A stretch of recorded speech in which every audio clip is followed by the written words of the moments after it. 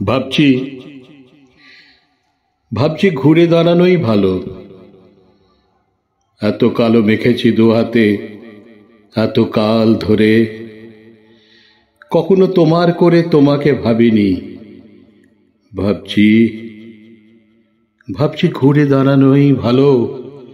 এত কালো মেখেছি দু হাতে, এত কাল ধরে, কখনো তোমার করে তোমাকে ভাবিনি। এখন খাদের পাশে রাত্রিরে দাঁড়ালে চাঁদ ডাকে, আয় আয় আয়। এখন গঙ্গার তীরে ঘুমন্ত দাঁড়ালে চিতাকাঠ ডাকে, আয় আয় আয়।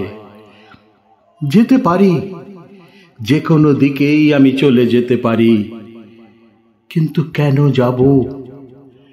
সন্তানের মুখ ধরে একটি চুমু খাবো, যাব, কিন্তু এখনই যাব না, তোমাদেরও সঙ্গে নিয়ে যাব। একাকী যাব না, অসময়। ভাবছি ঘুরে দাঁড়ানোই ভালো। এত কালো মেখেছি দু হাতে, এত কাল ধরে, কখনো তোমার করে তোমাকে ভাবিনি। যেতে পারি, কিন্তু কেন যাব?